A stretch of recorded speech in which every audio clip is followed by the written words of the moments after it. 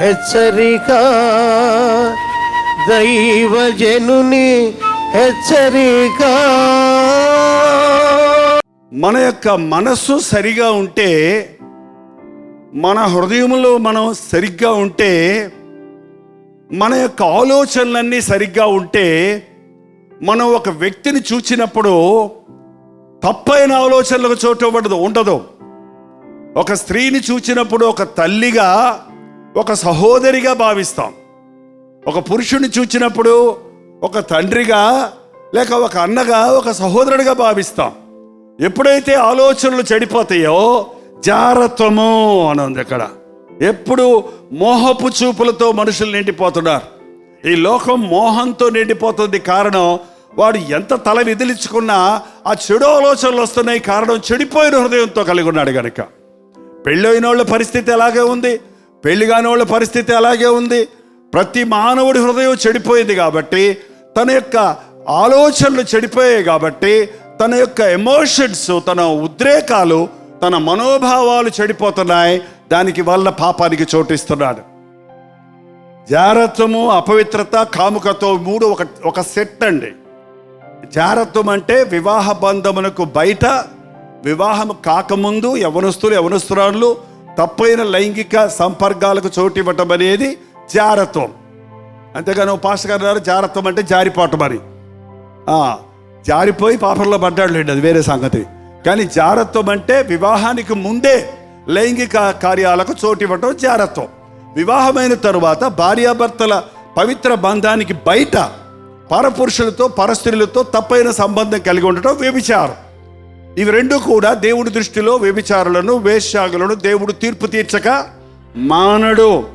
అలాగే అపవిత్రత.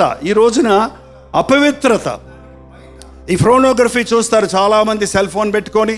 ఆ అపవిత్రతను పాపం చేయరు కానీ పాపం చూస్తానికి ఆశపడతారు. పాపాన్ని చెరిష్ చేయడానికి, ఆనందించడానికి పాపంలో ప్రయత్నించేవాళ్ళు. అపవిత్రమైన దృశ్యాలు, అపవిత్రమైన పాటలు, అపవిత్రమైన కార్యాలయంలో ఆసక్తి కలిగేవారు. ఈ మూడు ఒక సెట్టు. మూడవది విగ్రహారాధన, అభిచారము. విగ్రహారాధన, అభిచారము. దేవుని కంటే నువ్వు ఏదైనా ఎక్కువ ప్రేమిస్తే అదే నీ విగ్రహం. కేవలం బొమ్మలే కాదు, మనుషులే కాదు, వస్తువులే కాదు, డబ్బే కాదు, ఏదైనా సరే దేవుని కంటే నువ్వు ఎక్కువ ఏదైనా ప్రేమిస్తే అది విగ్రహారాధన. దేవుని స్థానాన్ని మరి దేనికి ఇచ్చినా నీవు మరో దేవుని నీ దగ్గర పెట్టుకున్నట్టుగా, ఆ దేవునికి ప్రాధాన్యత ఇస్తున్నట్టుగా, అది నీ ఉద్యోగం కావచ్చు, చదువు కావచ్చు, నీ యొక్క ఆస్తి కావచ్చు, నీకు లేక పుట్టిన బిడ్డ కావచ్చు, మరి ఏదైనా కావచ్చు. అభిచారము అంటే, అభిచారము, వ్యభిచారం వేరు, అభిచారం వేరు. అభిచారం అంటే ఈ శకునాలు చూడటం, మంగళవారం పెళ్లి చేయకూడదు, శుక్రవారం డబ్బులు ఇవ్వకూడదు, శనివారం తుమ్మకూడదు, బుధవారం దగ్గకూడదు,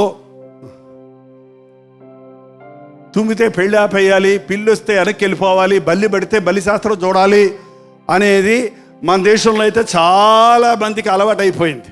అది వెంటనే మనకు తెలియకుండానే వాటికి ప్రతిస్పందిస్తుంటున్నాం. అంటే నువ్వు అనవసరమైన వాటి కోసం భయపడుతున్నావు. పిల్లికి, కుక్కకి, నక్కకి భయపడుతున్నావు. నిన్ను సృష్టించిన సృష్టికర్తకు భయపడకుండా, సకలము నీ ఆధ్వర్యంలో ఉంచిన దేవునికి భయపడకుండా నువ్వు మనుషుల్ని ఆశ్రయిస్తున్నావు, లోకాన్ని ఆశ్రయిస్తున్నావు. అది అభిచారము. పిల్లి శూన్యము అంటే చేతబడి శక్తుల మీద, లేకపోతే ఈ లోక సంబంధమైన సాతాను కార్యాల మీద మనసు పెట్టడం. ఈ ఆలోచనలతో నిండిన వారు, నాకు ఎవరో చేతుపడి చేశారండి, అందుకే నాకు నిద్ర రావట్లేదండి, అందుకే నాకు కూడా గుండె డబడబడా కొట్టుకుంటుందండి, రాత్రి ఎవరు నల్లగా ఒక ఆయన వచ్చారండి, నాకు భయం వేసేసిందండి, అదండి ఇదండి అని కొంతమంది భయపడటం వలన ఉరి వస్తుందండి. భయపడటం వల్ల సాతాను బెదిరిస్తాడు. దెయ్యాలు ఎక్కువ స్త్రీలకే పడతాయి. ఎందుకో తెలుసండి? తొందరగా భయపడతారు కాబట్టి. భయపడే పురుషులుంటే మీకు కూడా పడతాయండి, జాగ్రత్త. ధైర్యంగా ఉన్న స్త్రీలుంటే మీకు రానే రావమ్మా.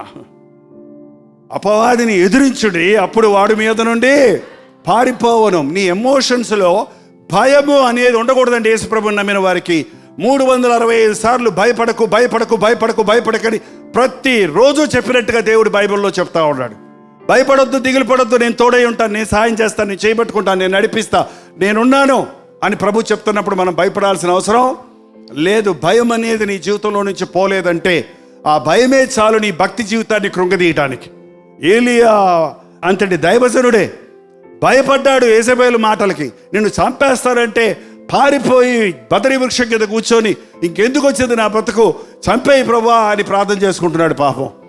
అరే, నేను నీ కొరకు అగ్నిరథాలు పంపించి శరీరంతో నీ కోసం పరలోకాన్ని తీసుకెళ్ళాలని నా ప్రణాళిక ఉంటే నువ్వు బదరి వృక్షం కింద దిక్కుమాలిన సౌ చచ్చిపోతారంటావేంటయ్యా అని ప్రభు తను తట్టి లేపి ధైర్యపరిచాడు, బలపరిచి తన ప్రణాళిక నెరవేర్చాడు. భయపడొద్దు. దేవుడు శక్తియు బలమును ఇంద్రియ నిగ్రహములు కలిగిన ఆత్మనే ఇచ్చను కానీ పిరికి తన ఆత్మను మనకు ఇవ్వలేదు. మన జీవితాల్లో ఈ ఎమోషన్స్ మనకుంటే, ఒక వ్యక్తిని చూడగానే తప్పైన ఆలోచనలు రావటం, ఒక వస్తువును చూడగానే తప్పైన ఆలోచనలు రావటం, ఆశలు పుట్టడం, ఒక భయభీతులతో పరిస్థితి చూడగానే భయపడిపోవటం, లోబడిపోవటం, ఇవన్నీ కూడా మన మనోభావాలుగా, మన ఉద్రేకాలుగా ఉంటే ఇది చాలా అపాయం మన ఆధ్యాత్మిక జీవితానికి. యేసుక్రీస్తు రక్తంలో కడగబడితేనే ఇందులో నుంచి మనకు విడుదల వస్తుంది. ప్రార్థన చేసుకుందాం. పరిశుద్ధుడా, నీకు వందనములయ్యా. ఈ సమయంలో నీ సన్నిధిలోనికి వచ్చిన ప్రతి ఒక్కరి హృదయంలో ఉన్న ప్రశ్నలకు జవాబులు దయచేయి.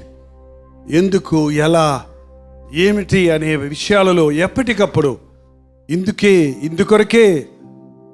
నేను ఏర్పరచుకున్నాను, ఇందుకే శ్రమను అనుమతించాను, ఇందులో నేను నీకు సహాయం చేస్తాను, ఇందులో నీకు నా నడిపింపును, నా చిత్తాన్ని బయలుపరుస్తానన్నా నీ మెల్లని స్వరాన్ని వినగలిగిన కృపలను మాకు దయచేయము.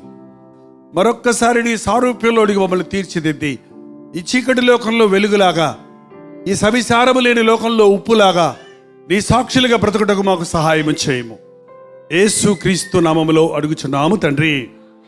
మన తండ్రి అయిన దేవుని యొక్క ప్రేమయు, కుమారుడైన క్రీస్తు యొక్క కృపయు, ఆదరణకర్త అయిన పరిశుద్ధాత్మ యొక్క సహవాసమును కూడి వచ్చిన మనందరికీ ఇప్పుడును సదాకాలము తోడై ఉండనుగాక.